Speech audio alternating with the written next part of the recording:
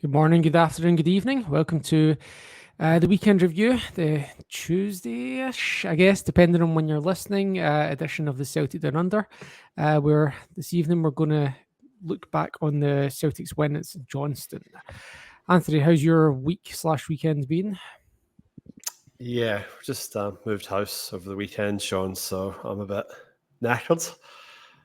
Nearly missed the 8 o'clock kickoff of the Celtic game. I thought it was on at 10 for some reason, so I was like, 10 minutes to kick off, so quickly get the dinner and get on the couch and sat and watched it. And yeah, less said about that first half, the better, but we'll come back to that. But Oh, yeah, no, I think great. the more said, the better, is my opinion. But Well, yes, we will pick through it. I'm sure we will.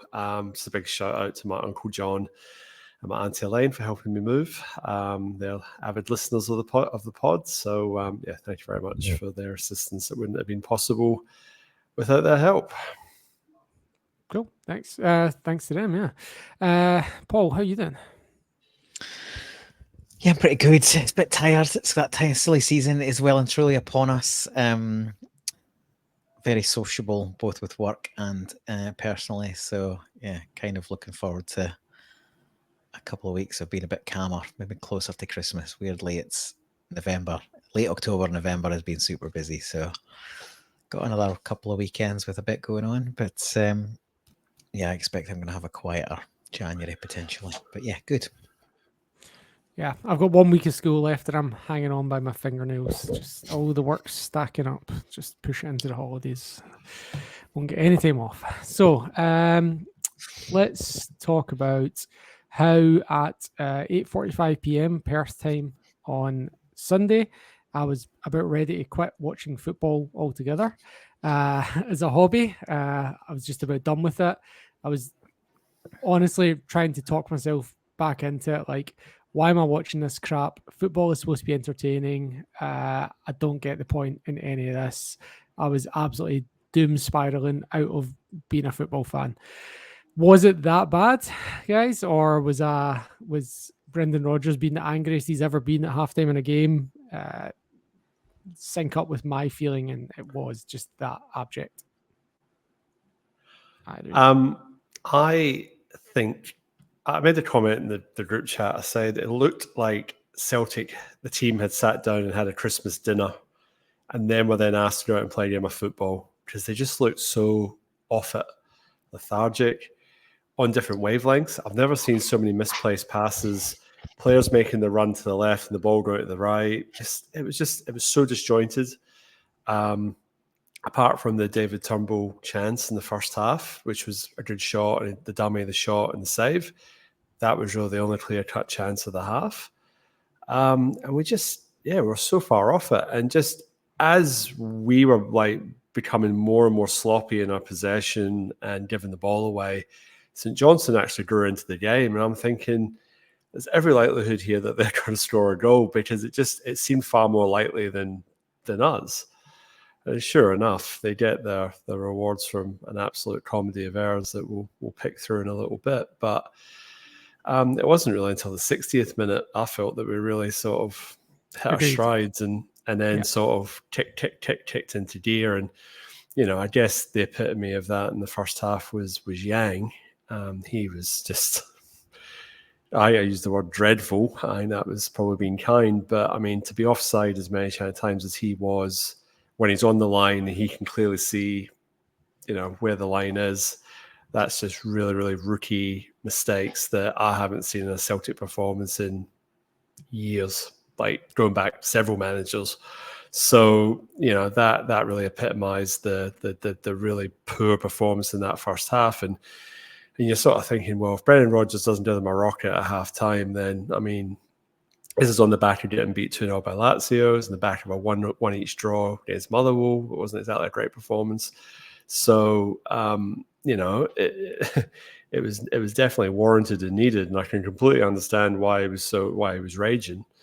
But yeah, we'll pick on like the team and what he could have done differently and whatnot. But yeah, just very, very subpar performances across the entire side, and very unusual that you get that. Normally you get a few players down, but a few players carrying the team. But yeah, your two stalwarts, Matt O'Reilly, Cal McGregor, they were very, very poor in the first half as well. So your whole midfield was just basically, wasn't doing anything. Kyogo being isolated again. Palmer was trying, but again, not that effective. And then so anyway, so like I said, it's just very, very poor. And I totally understand your response, Sean. I think we're all sort of scratching the head going like, wow. We've not always hit the heights this season, but that was definitely a really low point, particularly against the St Johnstone side that's not been going very well. All right, admittedly under new management, but still expected more. But thankfully we managed to turn it around in the last 30 minutes of the game. Yeah, I'll just, before I pass over Paul, just agree with the 2 points you made there, that anyone that's saying it's a game of two halves, it wasn't. It was a game of 2/3 and 1/3. We were still, hold on, we're past 5 minutes. We were still crap. And after the second half started, even if there was a bit more effort, I don't know. And then I've totally blanked the other point you mentioned. Yang, yes, Yang being an absolutely embarrassing show of someone who clearly doesn't know the offside rule somehow, and is a professional footballer in his 20s. It doesn't. Anyway, Paul. Well, I just echo what you both said. It's easily the worst half of football I've seen Celtic play in a number of years. I can't even pin down quite how far it was. This week on Twitter, I was reminded about a game that I had the unfortunateness to be at. Coming up from London for the weekend, I was in the crowd, a pretty low crowd, to watch us draw 1-1 with Arbroath in the Scottish Cup.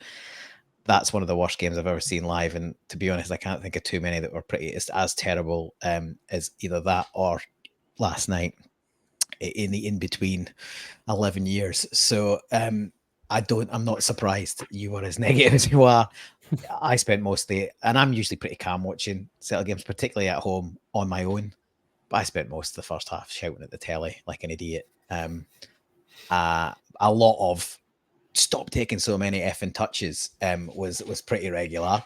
It was just the worst example of when we play with zero zip, no intensity, just a lack of any kind of urgency. And there was not a single player in that 11 for me that gets even close to a pass mark in the first 45. They were all poor. It's a case of some were absolutely bloody dreadful and some were just below par, but nobody was great. Well, nobody was even passable in my view. Some basically didn't have too much involvement, so they can be sort of written down as just a bit below average, but all over the park. It was just bloody awful, to be honest. And it's all well and good Rodgers come out and say that's the angriest he's ever been at half time, but he sets this team out. Why does it take till the halftime rocket to get the intensity levels up? Because there definitely was an intensity up, albeit you're right, it didn't really click into gear until O came on, but there was definitely a lift in intensity from the halftime. There was. We were further forward. There was a bit more intensity. There was a bit more urgency. Mikey Johnson did make a difference, in that first 10-15 minutes, and then obviously the whole team came on to more of a game for the last half hour or so. But Rodgers has got to carry the can to some degree as well. I thought his lineup was uninspiring, and he's been pretty much plodding along with that same starting 11, give or take, for the last 3 or 4 games, and as it showed with the subs, and he takes some plaudits for the subs, but you sort of go, well, what would have happened if he'd started with some of those guys? They showed an urgency, they showed a hunger, they showed desire to be in that team and playing at a higher level. And I would expect, and we're jumping the gun a bit here, but I would expect that some of them were forced their way into the team for Wednesday night, because we can't just keep seeing the same team plodding along. It's all well and good picking the same 11 if it's your best 11, but this isn't our best 11, because most of them are a good chunk of them are injured. There's got to be some rotation, particularly during December when we're playing 8-9 games, whatever it is. So good result in the end. And yeah, there was some good football played second half, but that first 45 minutes is not one that I ever want to think about watching back. Are we giving them the European hangover get out clause or it's not? Too easy. It's too cheap. And you can give him that, but that's the point why I'm saying you would rotate the team. Like Yang was an empty jersey on Wednesday night in Rome, Tuesday, whenever night it was in Rome. He was absolutely awful in Rome, and he was worse in Perth. Jamesy Forrest was very poor in Rome. He kept a place in the squad. I wonder what's going on with Tilio, because whilst he wasn't, a revelation when he came on against Motherwell, he showed more intensity than most of the rest of the team. So you go, well, he's not selected for Champions League, so he couldn't have been involved in Rome. But why is he dropped out of the squad again? Like, what's going on there? It just baffles me a little bit. I think there must have been, I think I said this in either group chat or on Twitter or both. I feel like the loanees must be contractually obliged to be in the squad if they're fit, because otherwise, why is Nat Phillips still on the bench when we've got two centre-backs we paid for that are nowhere near a squad and both apparently fit? Maybe they're just bad. Well, yeah, we saw enough. I think we saw enough positivity from both of those to say that we've invested in those players. It's clear that Phillips isn't going to stay, right? If we were under consideration for making his loan permanent, he'd be playing, and he isn't. He can't force his way in, right? So it's just a centre back to sit on the bench in case there's an injury. For me, you would pick one of the players that you've actually paid money for, rather than the guy who's going back in a few weeks' time. So I assume that there's something in the loan deal, and potentially the same for Bernardo, that they've got to be in the squad if they're fit. And so that's taking spots away from guys who are going to be with us for potentially a bit longer. So that's frustrating. But Yang, for me, shouldn't be near first team squad for a few weeks at least, for his own good, to be honest, because he's now going to be a player that the support, or a section of the support, will target. Because that's as bad a performance as we've seen in a long time. The kid's 21.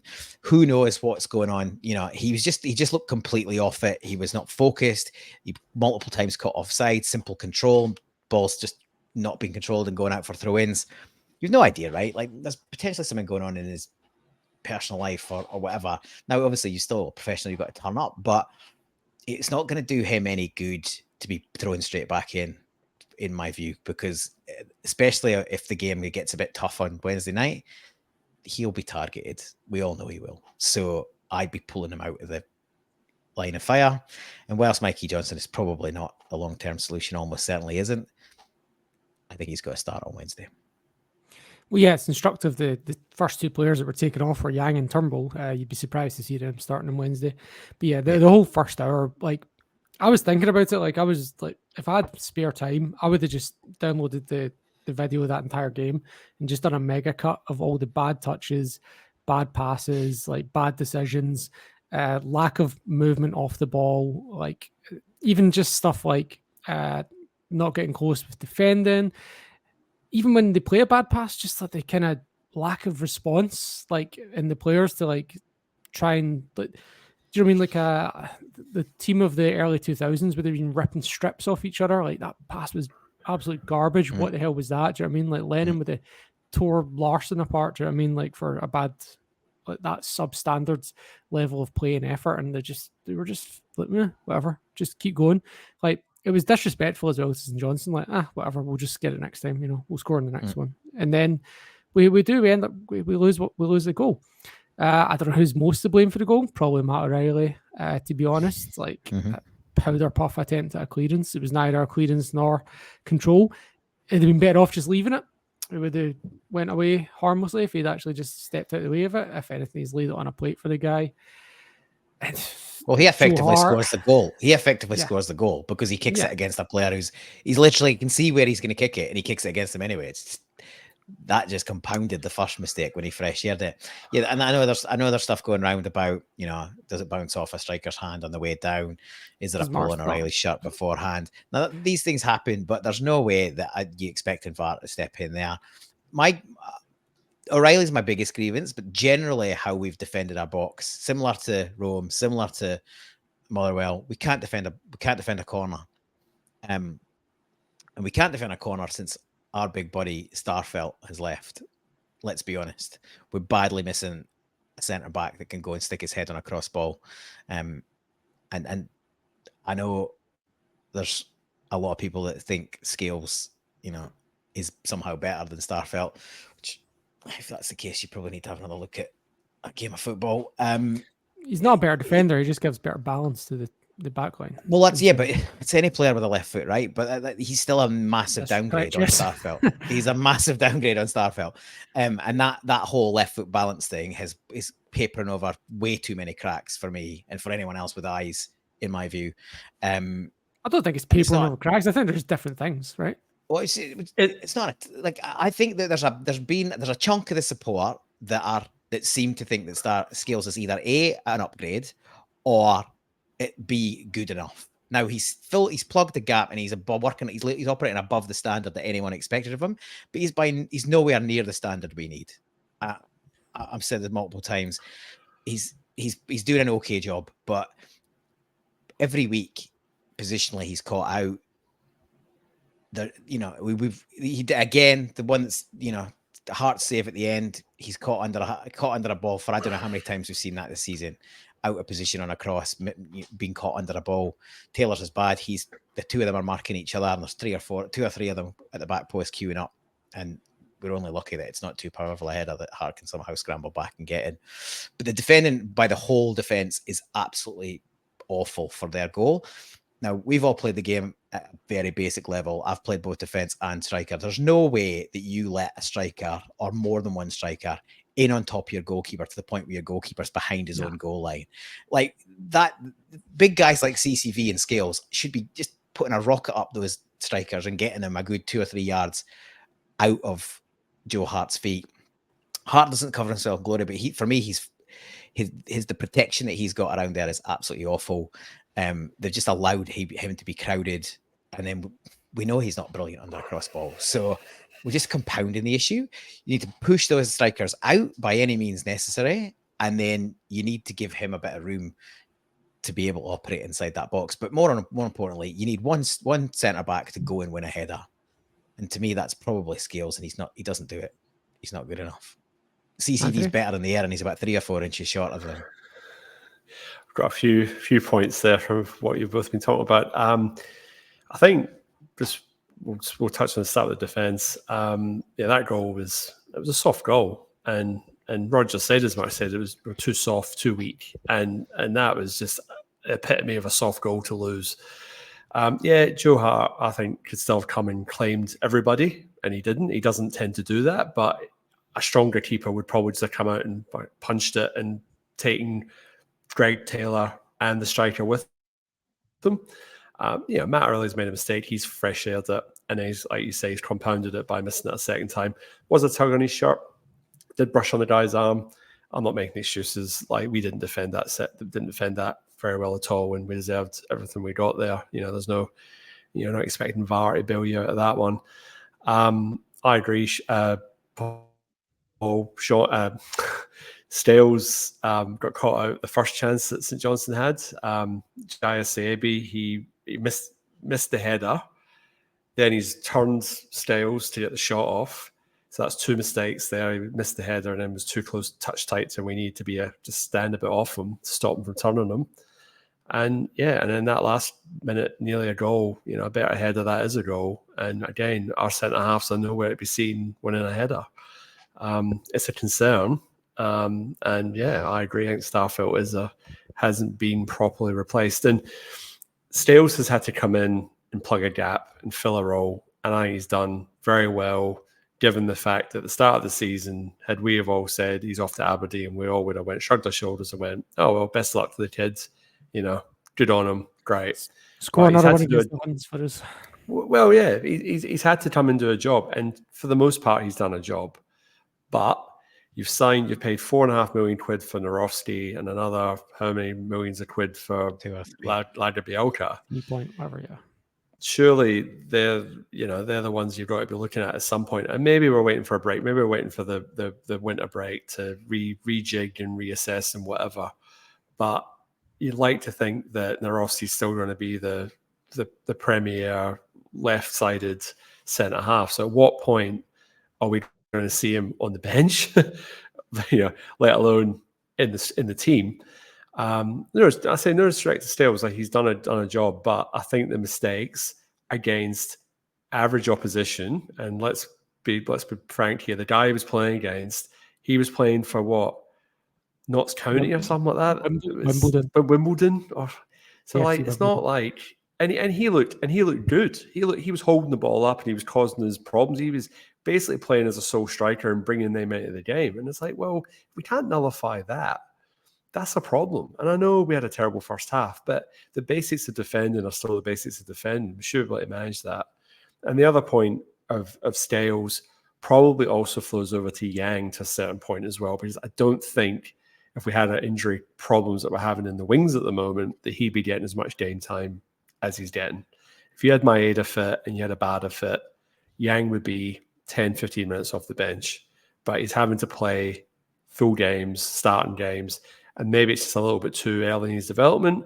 Not writing him off. He's had an absolute stinker up in Perth. He did not have a good game against Italian teams, Lazio either. But that's where you got to have good management and pull them out, as Paul says. Give them a couple of weeks just to regroup, and that's where you've got to look at Tilly. You've got to look at Mikey Johnson, and let's talk about Mikey Johnson. Right, he's a left-sided player.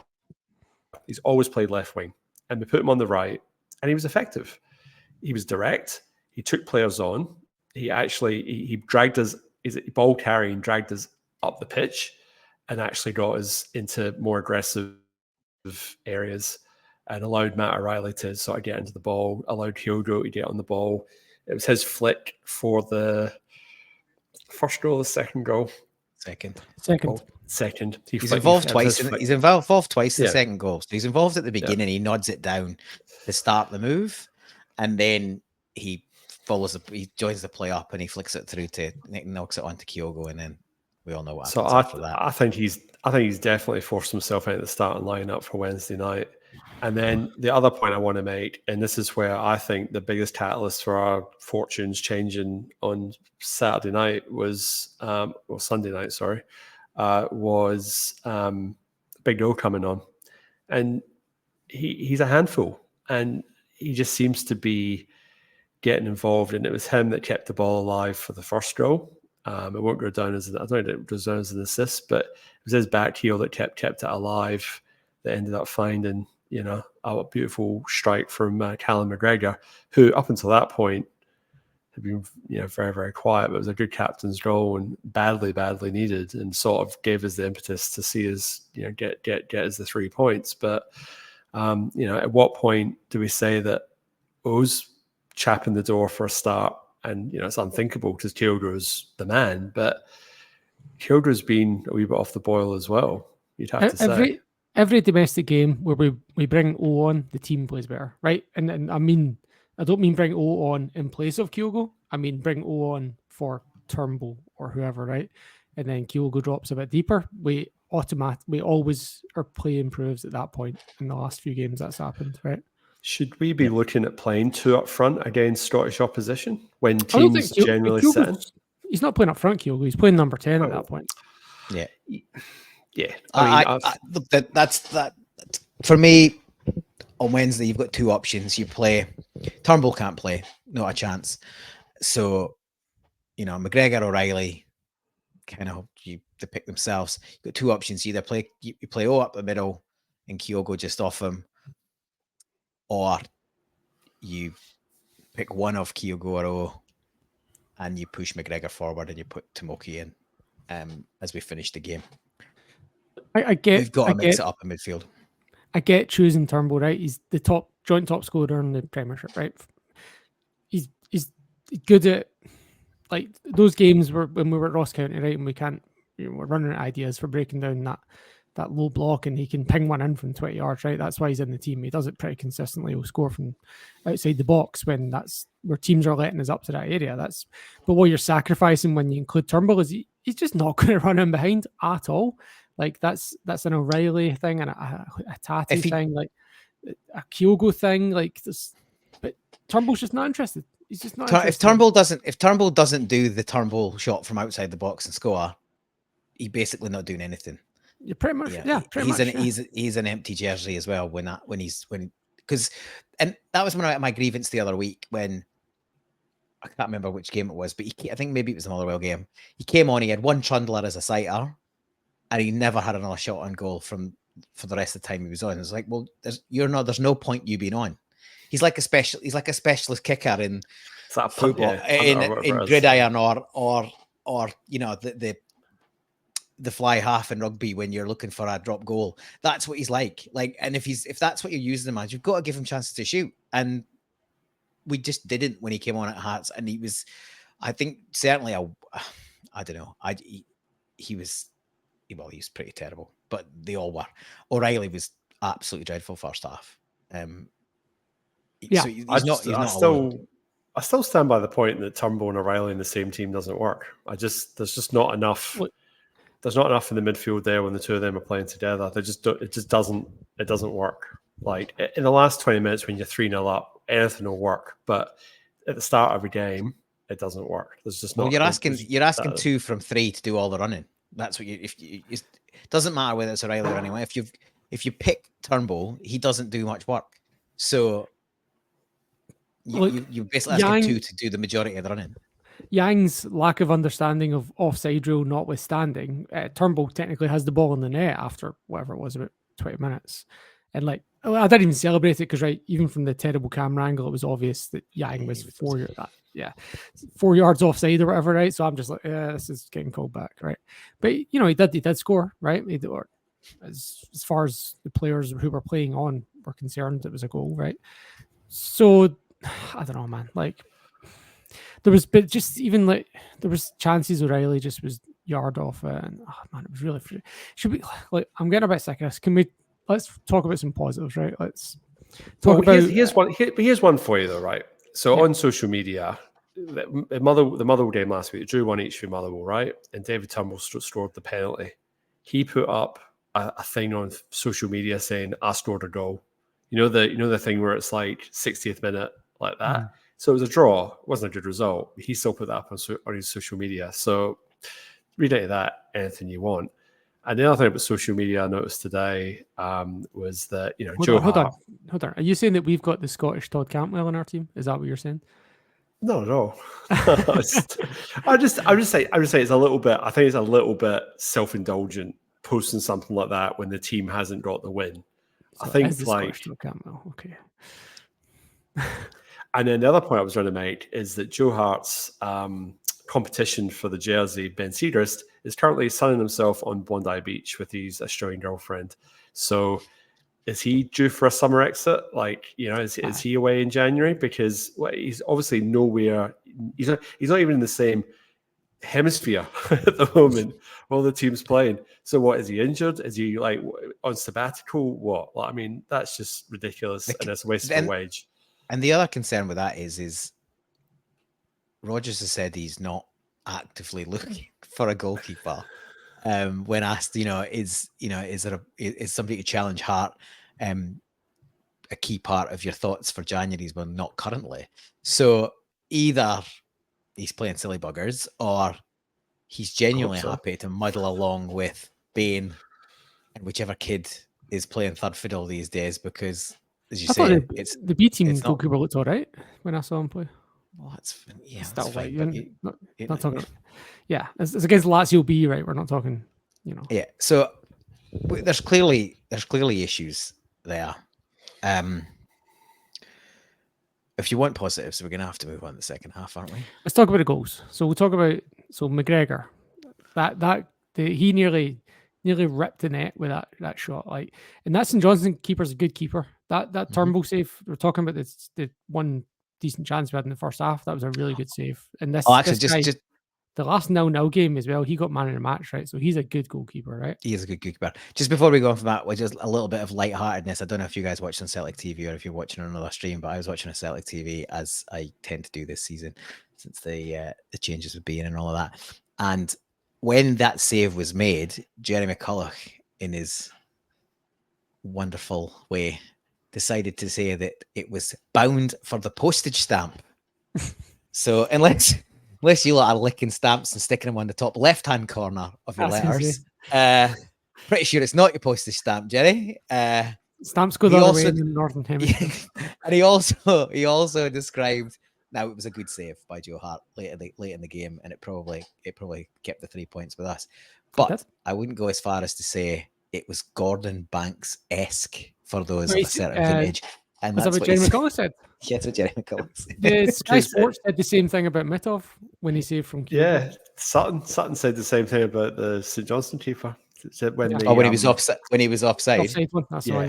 Yeah, that was a good save, and Hearts is a good save as well. But it's probably not. Well, it's not. It wasn't It was just a good save. It's a pretty good save, and it's right on the line. But yeah, so that I thought that was.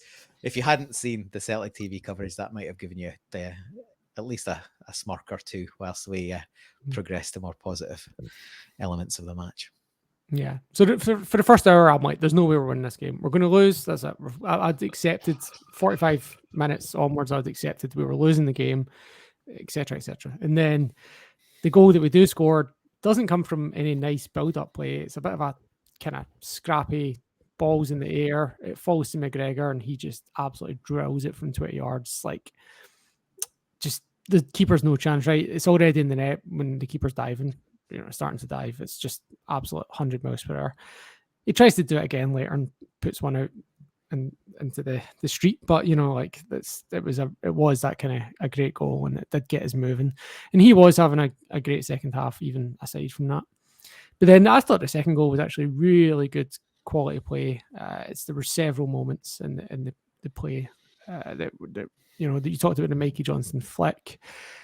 Maybe I'm moving on from the first goal too quickly. Do you think, how much does O deserve a lot of credit, like, for keeping that alive?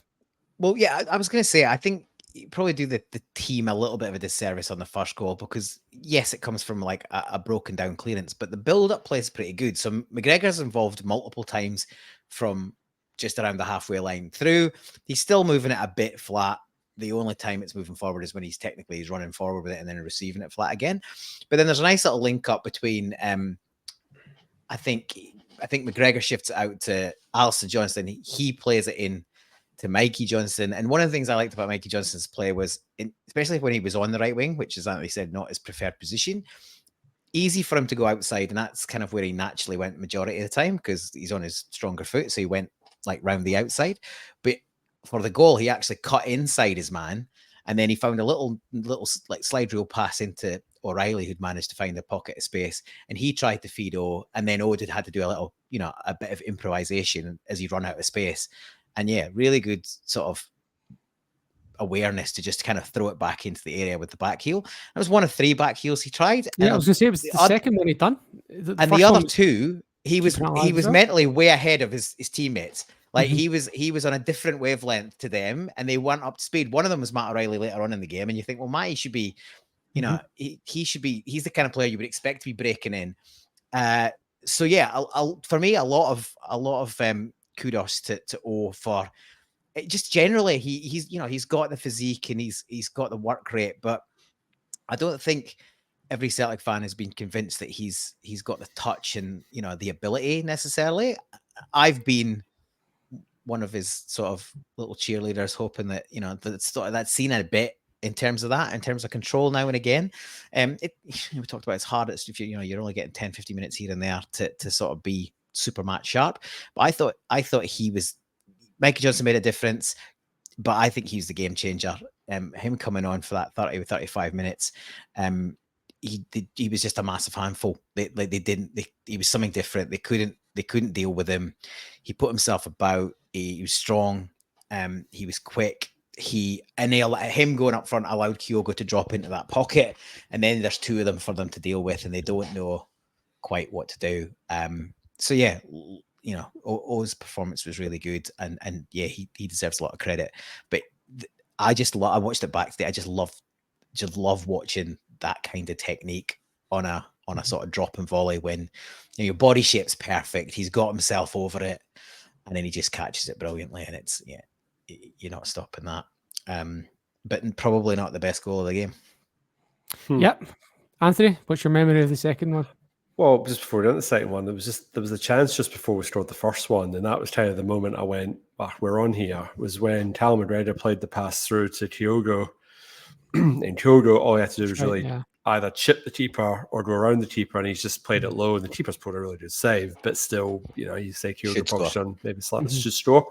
So that's when you sort of say, well, hang on a minute, like we've come to life here.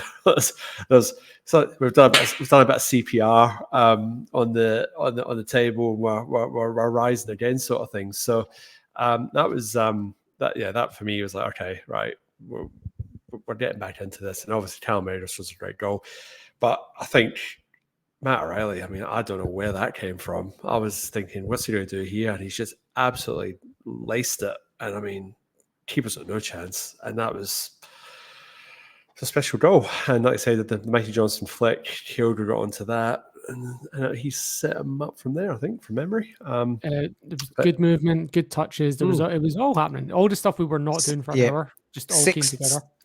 I think I watched it back today. I think 6 players involved in that goal, only 10 touches between the 6 of them. So my earlier point, stop taking so many touches. It was mostly 1, max 2 touch. Kogo took 1 touch on the chest and pushed it in. Ali Johnston took 1 touch to get out of his feet and then lay it through the middle. Mikey Johnston has a flick, and then Matty O'Reilly takes 1 touch to get it out of his feet, and then as Anthony says, it's a brilliant finish. And I think the commentary I was listening to said you could have had 2 keepers in there and you wouldn't have saved it. It's a great strike. You're obviously listening to the Celtic TV commentary again, yeah. And Peter Grant reacted to every goal like he was just a fan. Like, I was really confused. Like, I honestly didn't know it was in. Just the way it was like, it took me a second. I was like, I don't know. I couldn't see where the ball was. Like, those ones where you can't tell if it's in the stand, if it's in the net, or if it's in the stand. Reaction to it as well. I was kind of like, and then it wasn't like, it was kind of the celebration of them going to the crowds, and I was like, but Kyogo. Did you see what Kyogo did? He tried to grab the ball and run over the top of the keeper or something. And he barged the goalkeeper, and it was like so obviously deliberate. And like he's going over and apologizing and stuff, but when you see the replay, there's just, I mean, like there's nothing. The keeper got booked as well. The keeper got booked, I think. He must have retaliated. Kyogo get booked as well, or just both of them? Oh, they both got booked. But like he must have retaliated, and it wasn't replayed. But Kyogo targeted him, and I don't know. There must have been something before that, I guess. Like Kyogo doesn't normally do that sort of thing, but he ran into that goalkeeper on purpose. I think Callum McGregor shouted after the goal. He said, "Get the effing ball." And Kyogo's grabbed the ball, and for some reason has decided just to, like you say, charge through the goalkeeper. So, like you say, there must have been something going on. You wouldn't think he would do that normally. Although, he's been getting accused of being a diver, and I don't think he was attempting to dive in that one. He went down. He fell. He just fell over. Like, I mean, it was it was off balance. But again, any trying and he popped straight back up. He popped straight back up as well. So. And then the third goal, I think in those situations when the ball gets cut across like that, there's only certain players in the Celtic team I would back to score that 9 times out of 10. And James Forrest is actually one of them. In that situation, running on to a goal like that with a keeper to beat, he's actually pretty good. Like he obviously doesn't get in that position very often, but we don't normally get that much space very often. So. No, exactly. But Awata did really, really well. Obviously, it was a breaking play. We obviously just managed to save the ball down our end, and it's run straight back up. And Awata's broke through, won the ball, broke through, and done everything right, sucked the defender in, and has played the square ball. And Forrest with an outside of the right foot into the keeper's left, and gave him absolutely no chance. But it was it was a really, really tidy finish, and just settled the nerves after obviously the scramble at the other end. You think, I said, are we actually going to see a 2-1 game out? Like, because we're capable of throwing a goal away. We've demonstrated that in recent weeks. And the 3-1, I was like, oh, sigh of relief. I was like, okay, we've played really well that last 30 minutes. There've been some really great goals, but it's nice just to cap it off and 3-1, relax, listen to the post-match, watch Chris Boyd being an absolute tit again, so it's just it sort of capped it off with that final 30 minutes. But the game of 2/3 or 3/3, whatever you might call it, but it's just But again, Iwata, comfortable on the ball. I mean, what's the guy got to do? I mean, every time he comes on, he looks comfortable. Is he worth a start? He's been the only guy that hasn't had a chance in that midfield three. We've cycled through Turnbull, Bernardo, and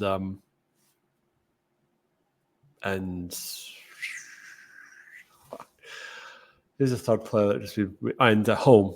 So they're the three guys we've cycled through like multiple times. It's like, surely get Iwata in there and McGregor play further forward. Because my criticism of McGregor this season has been he's been part of the reason why we've come across as being a bit passive. He's very much the side-to-side playing when he's better playing the ball forward. Like, he has the vision to play that ball through Hyogo and find him early and play that aggressive pass. All right, sorry to come off every time, but he needs to be in a further advanced position to play that pass. And the current position he's playing in, he's either not able to do it or he's told not to do it. I don't know. But for me, he's got to be under instruction, right? He's not Scott Brown. He's not Scott Brown. He's not got the defensive nous of Scott Brown. He can't really tackle anyone, like, even in the same. I'm not disagreeing with you, but there's no way that he's changed his game overnight from one season to the next without some instruction from the boss. Like, there's a really good thread that it's been shared in the group chat, bit of analysis on where he's taken up positions and where his passing motion and range has been going this season. I wish I remember the guy's name to properly credit the guy who tweeted it. It was 3 or 4, maybe 5 tweets. And it's got some heat maps and some pass sort of overlays.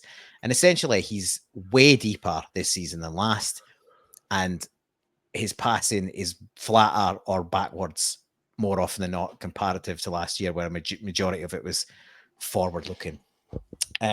He was his standard position last year was higher up on the left in the opposition half for majority of his passing, and this season it's deeper in his own half. So his position on the pitch more often than not when he's passing is much deeper, and the passes are square or backwards more often. Now, I don't think he's just decided to drop 30, 40 yards deeper and play a different game to last season. That's got to be part of what Brendan Rodgers is asking him to do, surely. But the thing with that, though, is if you're going to get someone to play that position like that, then they've got to be a screen for your defense. And I don't think he's very effective at doing that. I just think that he's done it in the past. My biggest criticism of the Celtic team this season is he's not been utilised the best way. I think he gets great games for Scotland playing a little bit more slightly further forward. And I just think that deep line role, and Brown was like that the last season he was with Rodgers. He was so deep. It was like he's literally taking the ball from the centre half like 5 yards away. It's like the centre half can carry that 5 yards and then play it a little bit further up. That's what's happening. I know that. Yeah. But like, let's be honest, that he's playing the same position as he played under Postecoglou, but he's hardly ever takes it on the half turn, and he hardly ever tries to play it through the lines, both of which he was doing regularly last season. So to me, and we all know Rodgers has retained the ball over anything else, that's got to be tactical, and that's set by the boss, right? Is Rodgers tempering him down and say, don't be trying to play it between the lines, because that's obviously a more risky pass, and therefore you're more likely to lose it. But equally, you're more likely to break teams down and create chances. So I think we've got tactical issues clearly, and part of it you might say that's personnel based, but I'm more than happy to say it. Most of the support's thinking it. I'm missing Postecoglou's ability to get on the front foot and try and play through teams. Like this sort of ball retention overall, everything else it's not attractive to watch, right? And I'm not saying that Rodgers' team has been attractive at times. We've played some nice stuff, but we've played with less touches, fewer touches, and more intensity, and it's not been often enough. And to me, it shouldn't matter the personnel. You should have a stamp. You should have a sort of identity and try and play in a specific way. And I don't think he's got that yet. I think it's too easy for us to go into this really slow tempo. Like the Brendan Rodgers style of play, it's very easy for us just to go tippy tappy side to side. And he said it himself. He says, "Oh, too many players were playing it safe." It's like, well, wasn't it? if that's what you're comfortable, safe, yeah. If that's what you're setting up, you've got to have it's got to be played at tempo. The ball's if you're going to play it side to side, the ball has got to zip from one side of the park to the other. You get the opposition to actually have to shuffle at pace. If they're allowed just to go from one side back to the other, like you can do that all day, and that's why we can't really break teams down. But at least if that was the frustrating thing first half when you've got centre backs ambling forward, taking 3, 4, 5, 6 touches. Like you take 6 touches when there's 10 of them behind the ball already.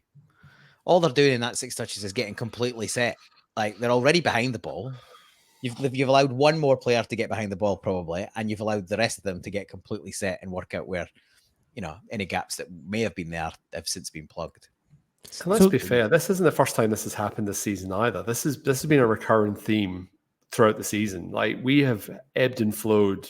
Like, we've had the odd good performance, but then it's usually followed up with some average to not so good performances as well. So it's not been like we've been on a wave and it's just crashed. It's like we have been like up and down most weeks. It's really been quite concerning. Our consistency hasn't been, the results have been there, but our performance consistency has not been there.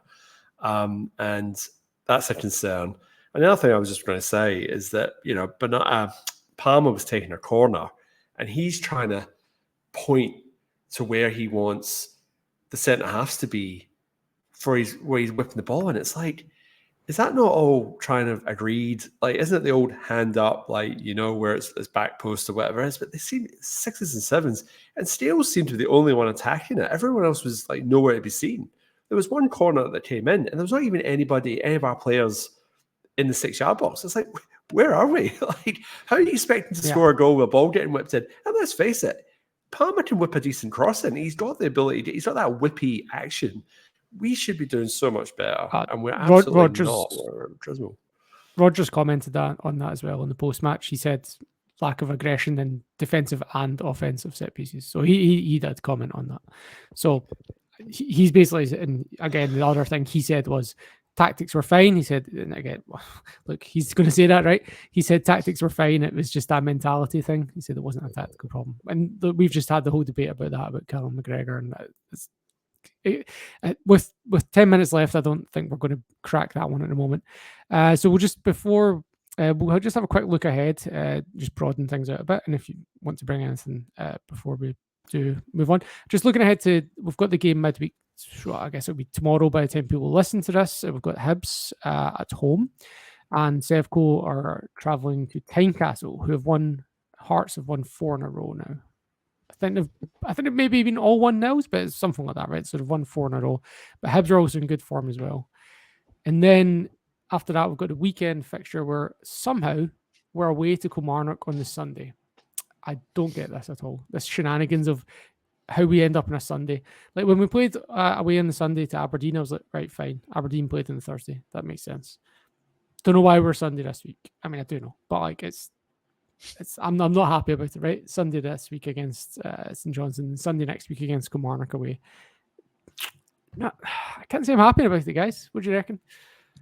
Oh, it's just it's TV, isn't it? Like it's this. They prefer to have a game on a Sunday night they can show on Sky. So I reckon that's really the long and the short of it. I mean, I must admit, I was talking to my uncle and I said, "Oh, the game must be on a Saturday night. Like we haven't played. We played early in the week." And then I looked at when it's a Sunday kickoff. I'm going, "Oh, okay." Like, I thought playing Champions League, the whole point was you could play on a Saturday night, obviously provided the team you're playing against wasn't playing in Europe as well, sort of thing. So it's obviously, it must be doing with TV, but yeah, I can't. It's also moving to a Sunday game when we've got a Champions League game after it.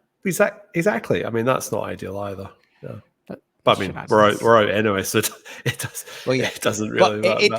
It's definitely telly, right? It's either us or them. Whichever's on the away fixture, they get televised, right? So we're on a away fixture, we get televised. It's kind of Yeah, slammed I up. just But get annoyed with it. I just want Saturday games, man. I kind of annoyed with these Sunday games. Just knackered for work the next day. I don't mind them if they're like at 8 o'clock though. I mean, that's not too bad.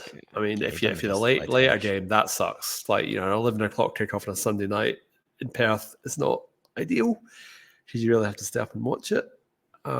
We don't have to, but I choose to. But yeah, I must admit, it's a bit easier on a Saturday night, and then you got the Sunday to sleep it off. But the joys of supporting Celtic in Australia, because some of our Eastern States compatriots have got, what would that have been for them? That was an 11 o'clock kickoff last night, Yeah, and then yeah, if it's not, it's the middle of the night. So yeah. But they get the Hibs game. They'll be able to get out of bed and watch it before work without having to get up. So we'll have to get up at 3 a.m. That's what I'll be doing. I'll be getting up before work, and it's 4:45, isn't it?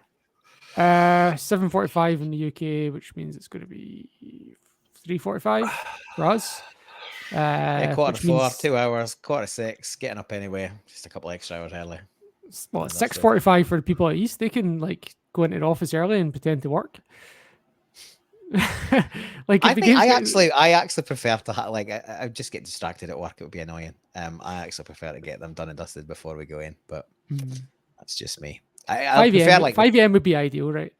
yeah. 5 a.m. Well, would be ideal. I would probably The squeeze it 2 in the morning, walking. 2 in the morning kickoff is the worst time of all. Yeah, I just can't right do in the those middle. ones. Can't get back to sleep. Nah. Can't you? You've got like 3 hours You're sleep. Or 4 hours sleep. stuffed either way. I can't do those ones. They just kill me. It's like absolutely not. So yeah, but we'll muck through. I'm sure we'll find a way.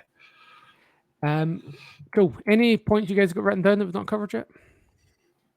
I was just going to sort of make another bit of positivity around O's contribution in the third goal, because he holds the ball up really well. There's a couple of defenders trying to get at him, and he's been sort of grappled to the ground, and he manages to sort of retain it and sort of push it around the corner, and then good turn of pace by Tomoki Iwata.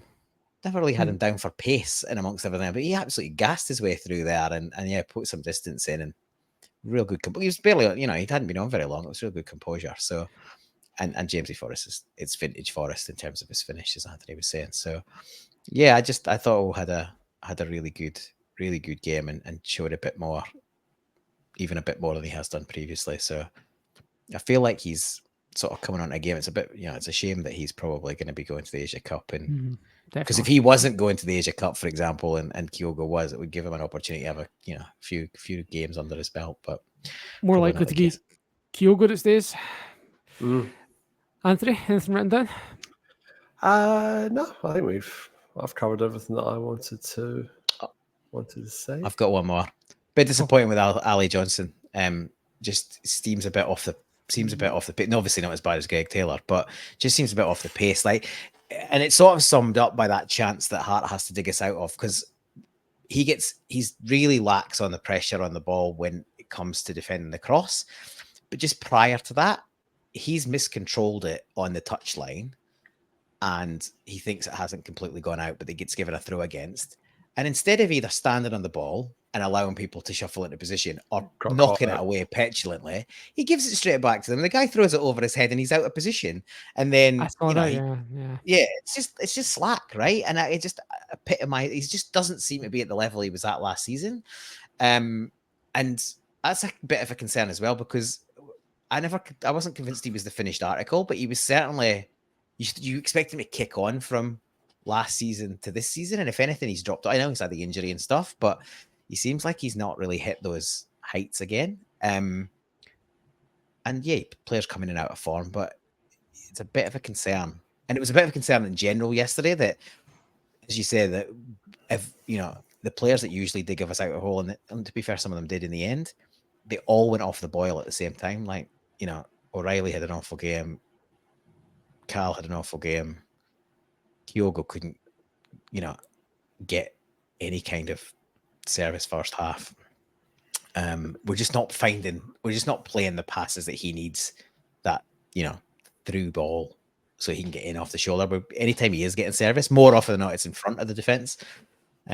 Those chances in behind, like the one that he was saved, when he should have probably clipped it in, they're just fewer and further between than they were even earlier in the season, but certainly last season.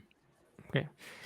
Just before we do man of the match, I don't know if you guys picked this up, but Aberdeen lost 2-0 Easter Road, and that continues a run of. We're complaining about having to get up for these kickoff times on a Sunday. They've had 7 out of their last 8 games have been away from home. The only team they've played at home in the last 8 games was Sevco, so they're currently 3 points off automatic relegation off the bottom of the table. I think they'll turn it around, but that's just quite an interesting development that's going on there. Robson actually said it was one of their better performances. He also said that, I think he said 24 shots, missed penalty. He said if it was a boxing match, they'd have stopped it in Aberdeen's favour, and they lost 2-0. So I don't know, but it's interesting. Like, I follow a few old mates from the school days that Aberdeen fans. I follow them on, because from being up that way, follow them on Twitter, and there's a real sort of dichotomy between the Aberdeen fan base that I don't think they've got a proper identity. You know, they sometimes play on the ground decent football, but they're playing a lot of long ball stuff as well, and they tend to be looking better when they play it on the deck, but that doesn't seem to be the way they're playing the majority of the time. So there's a bit of patience sort of starting to run out with him a little bit, albeit I think there's some goodwill because he's a local lad. But also, they could win the League Cup in a couple of weeks, right? And they've probably been juggling European football, which they've not been used to. And same thing happened last year with Hearts, right? They had the group stage, and then they had sacked their manager.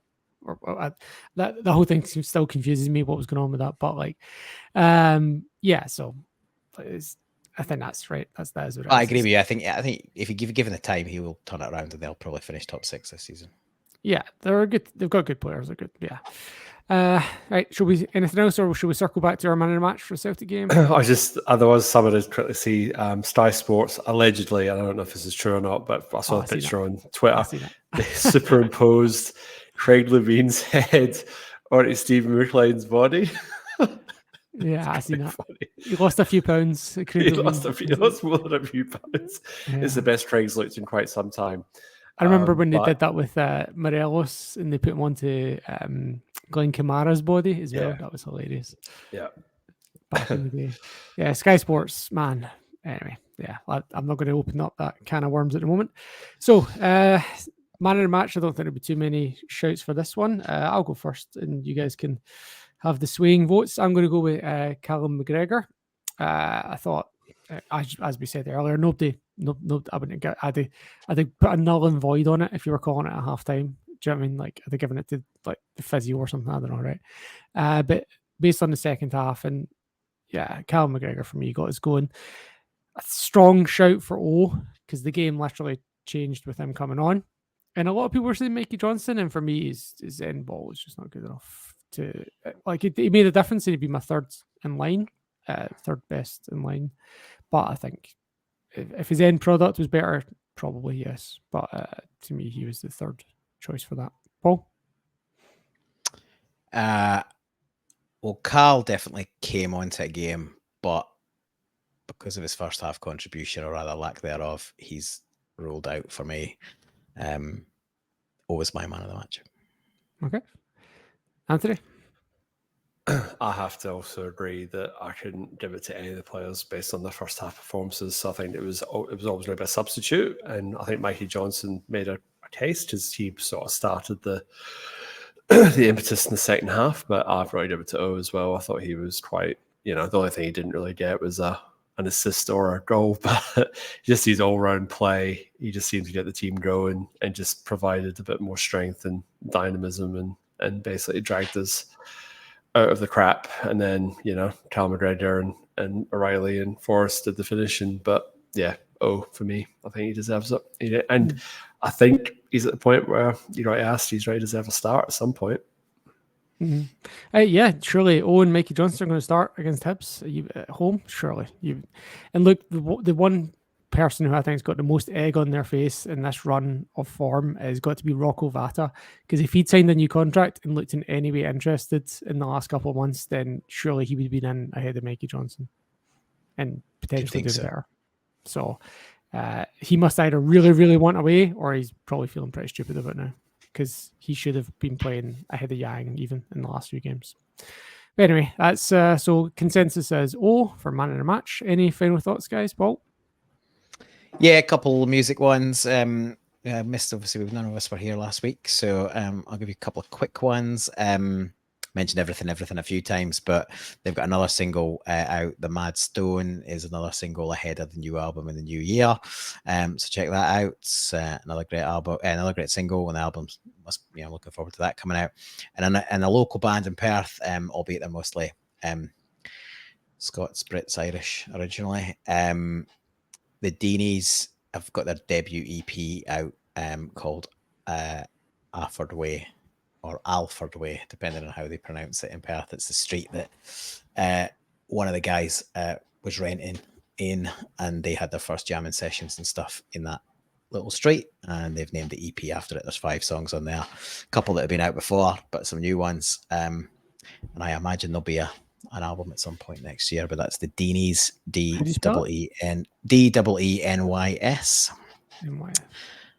Local Perth band, starting to get a bit of momentum. I thought you were going to say AC/DC at first when you were recommending. Anthony? I managed to get tickets the last minute to see Coldplay a couple of weekends ago, so that was very, very enjoyable. So they've announced their East Coast tour of Australia. I think tickets are already on sale. So if you're a Coldplay fan from any era, worth a watch. And I thought the old stuff still held up really well. As much as you hear the new stuff on the radio and I knew the songs, it was their old stuff that sort of got the nostalgia going, and the like LED wristbands and stuff. Very, very effective light show. So well worth seeing. Not many sort of bands can do the stadium these days, and they certainly can. How was Amy Shark? Was she good? She was very good. She just loved being there. Like, she's never obviously played in front of a crowd that large. So if she said it once, she said it about 5 times. But her voice definitely held up in the stadium. She did really, really well. Good support act. Quite like Amy Shark. Paul, you were at Kevin Bridges the night before me last week. How good was Kevin Bridges, mate? Kevin Bridges was tremendous, although I don't know if this happened the night you had, but on the Thursday night there was quite a few drunken idiots in. Fair amount of heckling. Really? Not too bad early in the show. Just idiots thinking they're funny, right? Have had a few drinks, think they're funny. They aren't.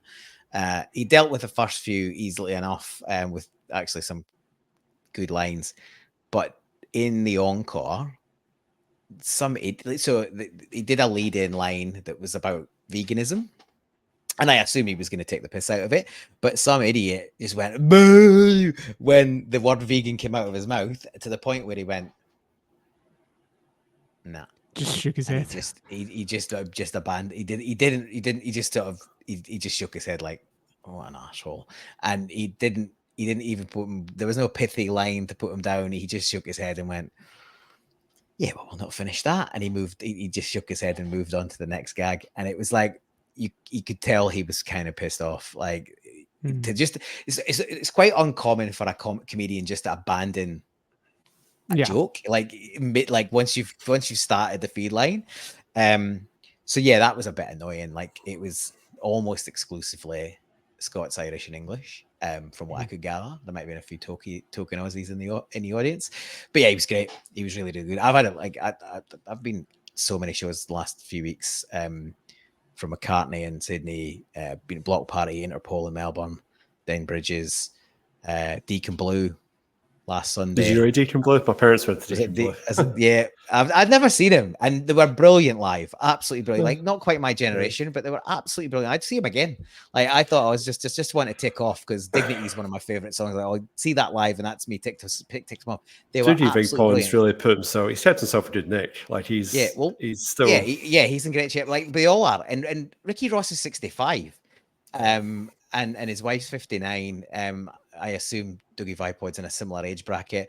Ricky Ross is just an old school frontman, like a genuine entertainer. Stories, keep the crowd involved. Like, I just really, really enjoyed it. It was a Sunday night, so it was a bit knackered for work. And then Tuesday night I was at Frank Turner at the same venue, the Astor Theatre. So a massive fan of Frank Turner. I hadn't seen him in 8 years. So he did his usual heavy crowd participation. It wasn't full, which was a shame. but it was everyone that was there had an absolutely blinding night. So he's been a long time since he's been back down here. It's I think 2018 was the last time he was in Perth. He had some shows obviously during COVID that got canned. So hopefully it's not as long before he's back. He said he's got a new album out next year as well. That'll be his 10th studio album. So fingers crossed he gets back down. But he's coming up for he's just shy of 3,000 career shows, which is pretty incredible. He's never off the road. Like basically he records and he just gets back out on the road. So yeah, our show was I think 2,834 and he's done 2 since. He's got 1 more before the end of the year. And he's got a few weeks off, but he'll be back on tour in January, I imagine. Mate, man's a machine. When from my point of view, when you have kids, these kind of nights out become like twice a year kind of things. None of this like heavy shenanigans of November's like you're just describing. That's one of the reasons why I'm not having them. Yeah, cost you like the price of the ticket plus the cost of a babysitter and having to deal with emotional guilt. Anyway, all of that. Managed to get Jerry Seinfeld tickets as well, so they were an arm and a leg. But yeah, he's a bucket list character as well. Not seen him live, so that's June next year. He's coming down to Australia, so looking forward to that too. I was pretty close to putting the thanks for watching over you when you started talking about Jerry Seinfeld there. But in lieu of being rude, we'll just say we'll sign off there. And thanks everyone for listening in. Can you please like this show? And if you're watching in YouTube, if you're not, can you jump on YouTube and like it? If you did, in fact, like it. Can you follow us on the socials? Instagram, Facebook, YouTube, Twitter, or X. Excuse me, let me stop calling it that. Although I've noticed we do still have the Twitter symbol, so I'm going to use that as my excuse. Other than that, thanks everyone for tuning in, and hopefully a couple of more wins before we see you again next week. Hail, hail. Hail, hail.